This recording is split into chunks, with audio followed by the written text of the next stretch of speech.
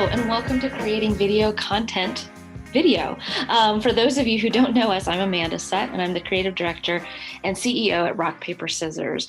We are a branding and marketing firm that focuses on helping our clients cut through the clutter, partnering with them to build brands that connect and messages that resonate to drive results. We have been in business for over 30 years, so we've seen a lot of change and done a lot of changing ourselves to keep up with the time. And so joining us today is our senior content marketer, Valerie Kinney. Hi, everyone. Whoa. So today, this is a short little video. We're going to walk through where to start with your video process, what to do to prepare for your shooting your video, and then post-production. All right, so we just wanted to give everyone a heads up that this is not just a presentation, it's a conversation. So feel free to post any questions or comments. Tweet us directly at RPS123shoot. And if you're listening to this after we broadcast, ask away. We'll follow up with any comments that are posted as soon as we see them. Before you start pulling cameras out, writing scripts, telling people you want them to be there in your video, you really need to start with the result in mind. And so that's a big part of knowing what this is going to look like. So let Valerie give us a little bit of.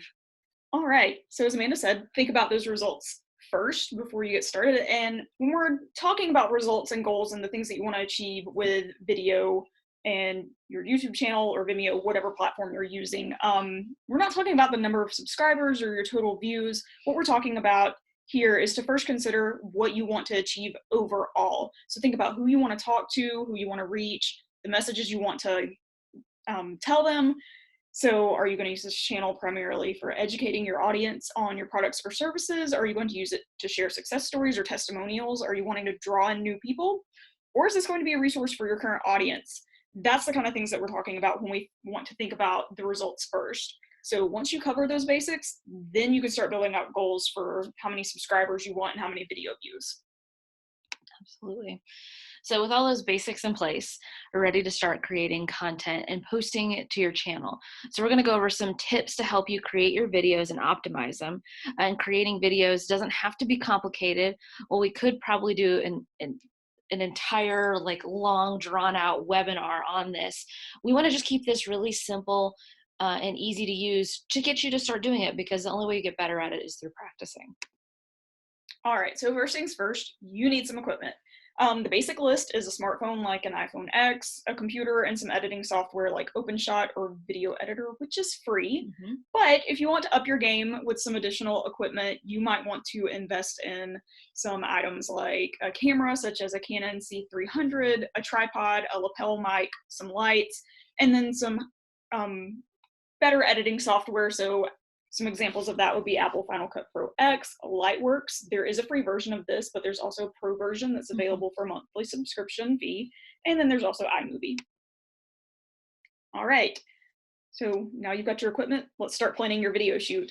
As with anything else, we are going to preach the importance of planning in advance. So this means outlining your videos and creating a storyboard. So as you're working on these, be sure to include elements like an attention getter, what's going to capture the audience and really bring them in. You want to include the info that you're trying to convey to them, a persuasive statement. So what should your viewers care about? What value do you have to offer?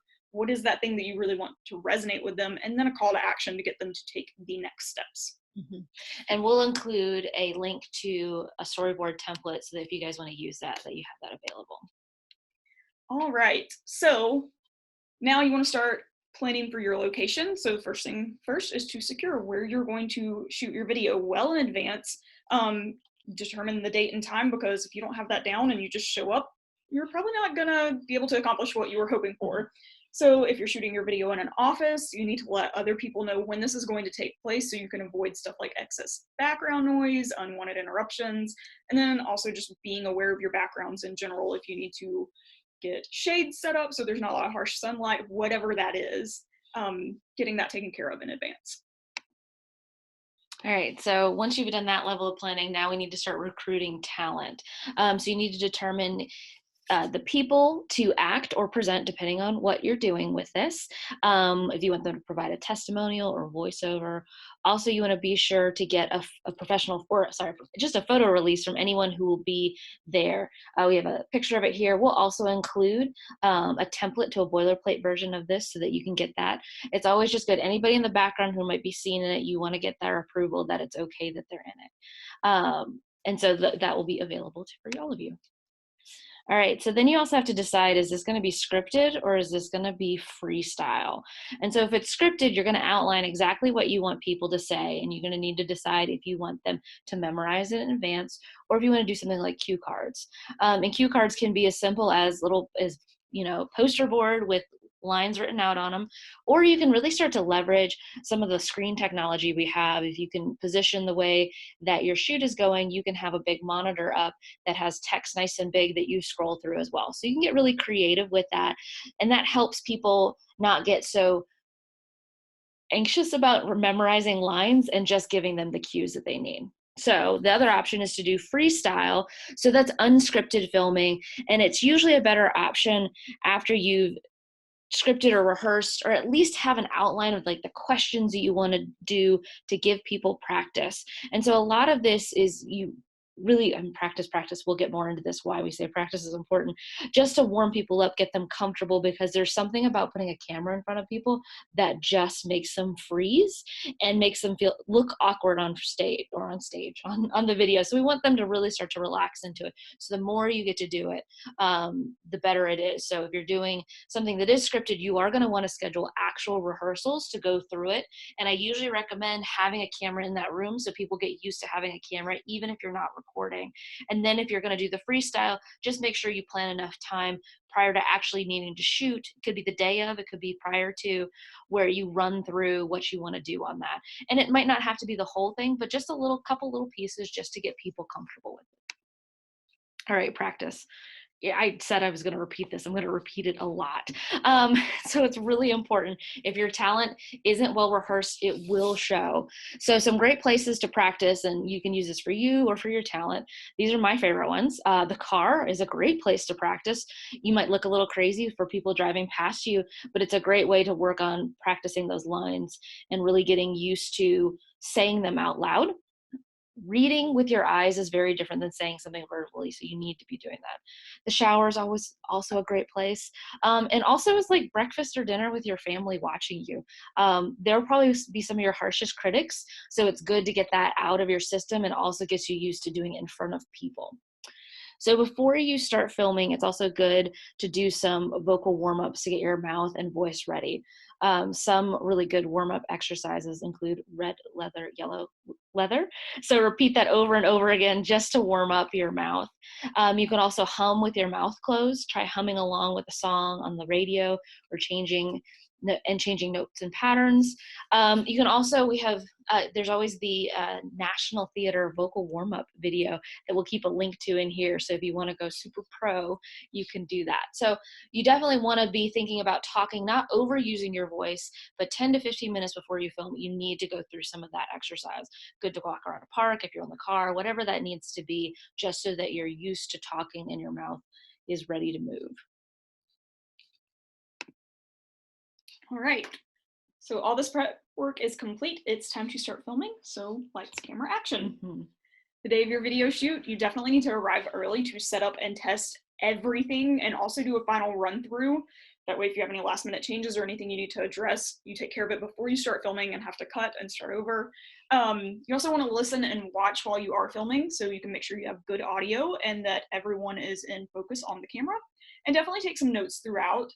Use those in the editing process. We'll talk about it a little bit more later, but that will help you with consistency and knowing which cuts you might want to use in the final take.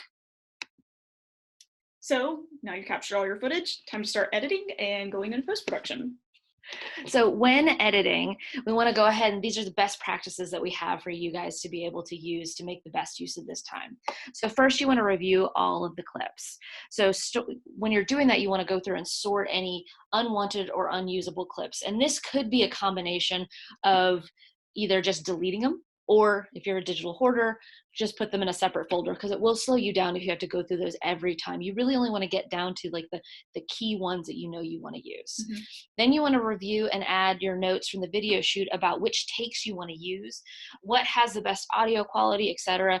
Note and any notes that you have for B-roll or voiceover. So really combining that. So this, once again, preparing, just like we did at the beginning of the process, it really just makes it go through a lot faster. If you take, whatever period it is, if you did 2 hours of shoot, give yourself about 2 hours to go through that. And then the editing will just go much, much, much faster. All right, so as we mentioned before, there are quite a few editing tools and software available. So here we have some listed that are the most popular and user-friendly programs. So we've got the OpenShot video editor that is free. Apple Final Cut Pro X is another one we like.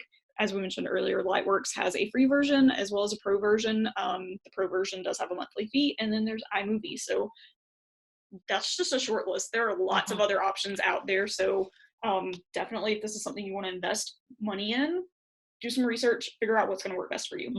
Because it's investing both your time and money. Mm-hmm. So deciding which one really is going to suit your needs the best. So that's really something to take into consideration of what this is going to go into.